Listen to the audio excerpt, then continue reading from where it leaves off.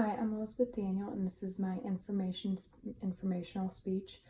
Today, I'm going to be talking about sexual trafficking, and while this might be a sad subject for some people, I find it to be very informative, and I think that it's very important to be educated, especially if you're a woman or a teenager in our world today, to be known to the dangers of sexual trafficking. In today's world, sexual trafficking is a heartbreaking reality. Between 14,500 and 17,500 people are trafficked in the US alone every year.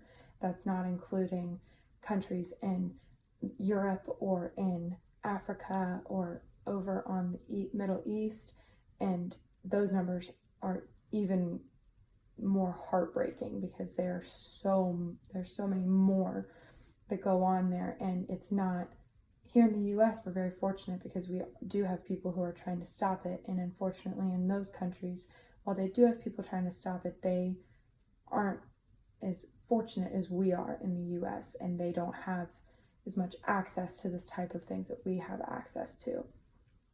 And the average price in the US of a woman is $90. That's it. And the majority of them are women. While there are males and younger men, it is the majority of the people who are trafficked are women. And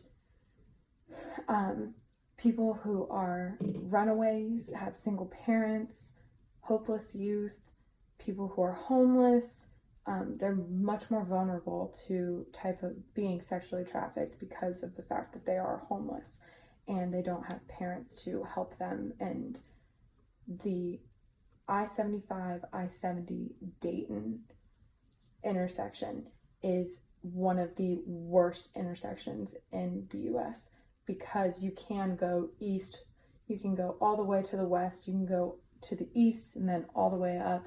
You can go north into Canada, you can go all the way south into Florida or into Mexico. It's so easy for people to be able to just grab a girl and go.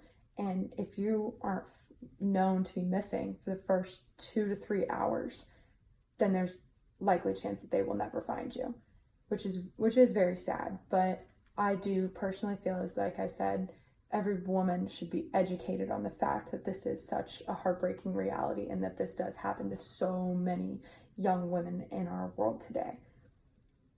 Things to notice: if somebody puts something, if you ever see a note on your windshield, don't look at it. Don't look at it until you get to another location. They're trying to distract you, catch you off guard, and just grab you.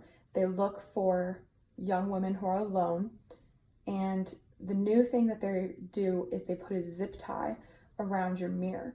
And while you're trying to figure out how to take it off, they'll just scoop you up. In the US, we have a lot of rehabilitation programs, which is amazing. There are a lot of companies, especially in the fashion industry, such as there is a company called Able that's run out of Texas, and they help women who have been sexually abused and have been victims of sexual trafficking rebuild their lives, and they pay them fair wages, and they make jewelry, they make handbags, they make clothing, and it all goes back to helping them rehabilitate themselves and get themselves back into the world and back into their community.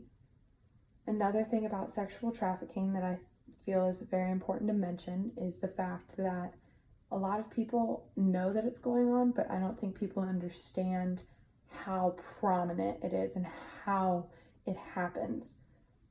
So if you're ever walking alone, obviously be vigilant.